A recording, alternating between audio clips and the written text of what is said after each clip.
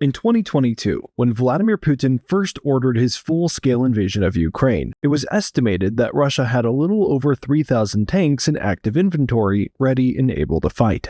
Now, 2 years into the war, Ukraine has successfully destroyed a little over 3,000 Russian tanks. Also in 2022, when Putin's troops first entered Ukrainian borders, it was estimated that there were between 300,000 and 350,000 Russian soldiers on the front lines.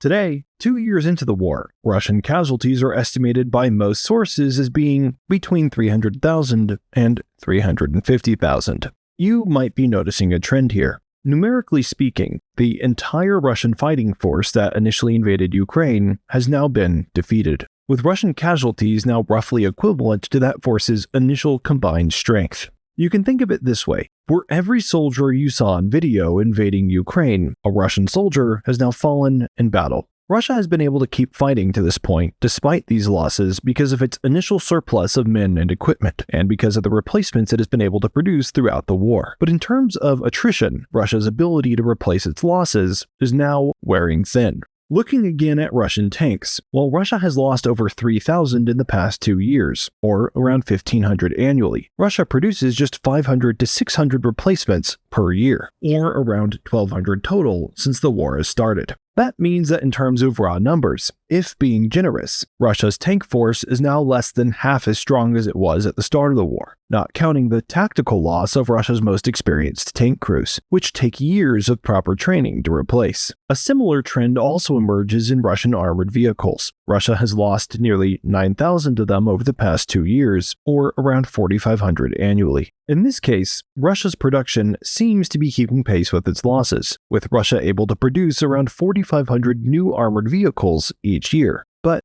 that doesn't quite tell the full story. With both Russia's tanks and Russia's armored vehicles, the new equipment being produced isn't exactly on par with the quality that one might expect. That's especially true considering this military gear is being used in one of the deadliest hot wars the world has ever seen. In particular, 80% of the supposedly newly produced armored vehicles date back to the Soviet era, something that has been proven by satellites tracking armored vehicles as they move from old Soviet scrapyards to the front lines in Ukraine. These vehicles are taken from the scrapyard and then quickly refurbished to be made able to run again, sometimes equipped with new armor, but not always, and then thrust immediately into action.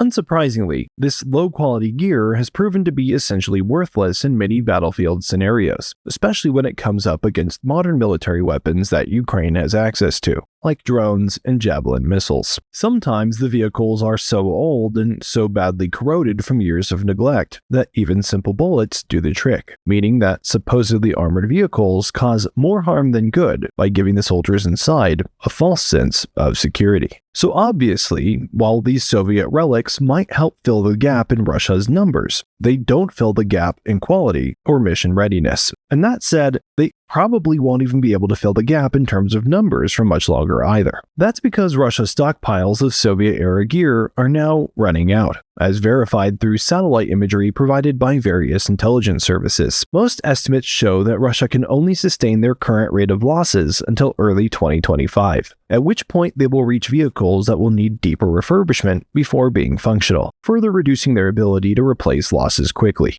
Then, after reaching those, by 2026, Russia's Soviet-era stocks will likely be mostly exhausted. To fill these gaps, Russia has been looking to some interesting alternatives, which help offset Russia's equipment shortages by putting soldiers in increasingly more vulnerable situations. Chief among the solutions is a new category of vehicles that is a uniquely Russian innovation, the unarmored personnel carrier, perfectly designed for getting tens of thousands of troops to the battlefield in short order, just not so great at reliably getting those same soldiers back. The Russian military in particular has been placing massive orders in the thousands for what are effectively off-road golf carts without any armor, or even any doors of any kind. Their open nature makes them especially vulnerable to being picked off by drones or even by simple small arms fire. This is a step down from what has already been a devastatingly ineffective Russian production strategy for the past year or so, which has been centered on a vehicle called the Loaf.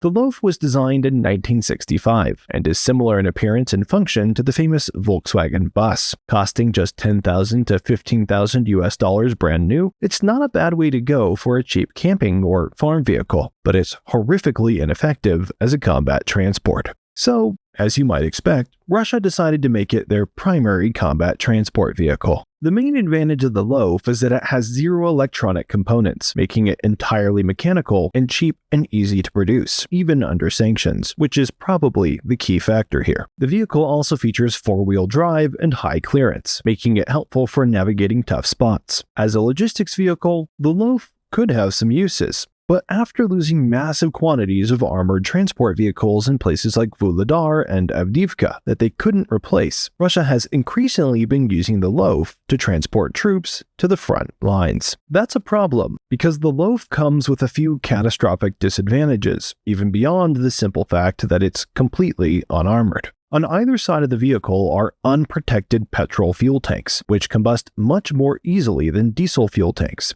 Ukrainian FPV drones have discovered this weakness, meaning that Russia has literally been burning through these vehicles faster than they can produce them, likely helping to cause the more recent shift of production to the golf carts, which are more lightweight and put less equipment and troops at risk in any given instance of combustion. The loaf, of course, isn't alone on the front lines. Lightweight ATVs have also made a big appearance there in recent days. And just behind the front, a slew of unarmored motorcycles have been increasingly being spotted and picked off as well. These motorcycles are often seen holding artillery rounds on their front and sides, giving them the same basic weakness as their predecessor with the unprotected fuel tanks. That said, the motorcycles do have some advantages. The idea here is that larger transport vehicles are too easy for Ukrainian drones to spot and pick off, and cost too much when destroyed. So Russia now instead increasingly tries a swarm approach to resupplying, sending numerous motorcycles with the hopes that a few can make it through, and with the full knowledge that some of them simply won't make it. Potentially losing a few soldiers for each resupply is just seen as a cost of doing business when you simply don't have the armored personnel carriers for safe transport, and your country's fearless leader still refuses to call it quits. Because while Russia may be low on equipment, the unfortunate fact is that their leaders see people as an almost inexhaustible resource. Almost inexhaustible maybe, but not completely. Shifting now to those people. Because of these and other trends, Russia isn't just running out of equipment, but is also increasingly running low on soldiers. To clarify, not so low that they can't continue to fight this conflict, but low enough that they are seriously crippling their ability to fight in future conflicts. Perhaps indefinitely. The cracks are beginning to show in several areas, with Putin raising the maximum mobilization age from 60 to 70 years old while the war in Ukraine was ongoing, hinting that he may not be confident that Russia has enough younger men to keep the fight going over the long term, or to defend Russia if another conflict were to break out. And he wouldn't necessarily be wrong for thinking that. Even prior to the war, Russia has been in a state of gradual demographic collapse, with not enough Russians under the age of 20 to repopulate the system. Not just the military system, mind you, but the entire Russian system. When Russia started the war, they had just around 7 million men in their 20s, with roughly 500,000 casualties since then, most of them among younger men, and several 100,000 additional young men fleeing the country to avoid mobilization. Russia still has perhaps around 6 million able-bodied young men left, which is a potential reduction of over 15% in just 2 years, from a number that was already drastically too small. These young men aren't just needed to fight wars, they're needed to work for Russian companies, to pay taxes to the Russian government, and to have families of their own to give Russia their future children. And with each passing day of fighting, Russia's demographic problem only gets worse, as many of the young people in the prime of their lives who would normally be reproducing to build the next generation and fix that demographic problem are falling on the battlefield instead. The problem is so bad that many experts have estimated Russia will lose the ability to conduct major offensives within 6 to 10 years, meaning that however the war in Ukraine goes for Russia, it could be the last war they're able to conduct for a good long while, at least of this kind. Unfortunately, rather than making Putin back down, these facts only appear to be making him more aggressive, with a use them while you've got them attitude, knowing that this war is his last chance to use what's left of Russia's young population to secure the geopolitical status he desires in his lifetime. To prepare for the future beyond that, Putin has begun an aggressive policy of repopulation and has publicly stated that increasing the population will be one of the major Russian goals in the coming decades. Despite the fact that Putin himself only has 2 children that he has been willing to publicly acknowledge, he has now begun calling for all Russian women to start having 8 or more children in an attempt to, I quote, preserve old traditions. By old traditions, he seems to mean imperialism and the ability to throw waves of peasant soldiers into warfare to subjugate the nations surrounding Russia for power and profit, so long as those soldiers aren't the sons of the Russian elite, of course. This is the cost of massive corruption and attrition in a nation that should have had a lot of potential, but whose leaders squandered it. But it doesn't end there.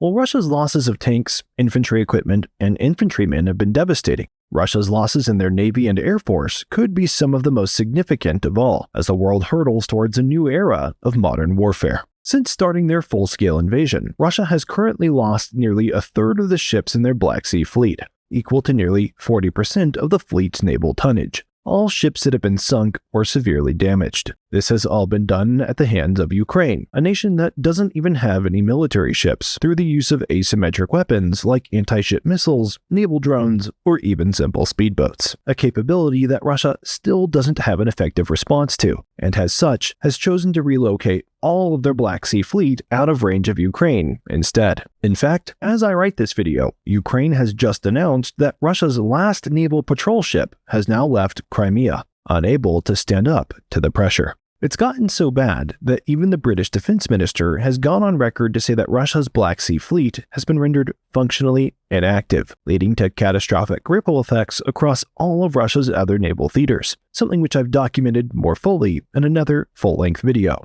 The problem is only exacerbated since Russia has limited dry docks available to rebuild and upgrade their fleets, and lacks access to basic naval components due to heavy sanctions, meaning that, like every other category of their military losses, they are unable to adequately replace the ships they're losing.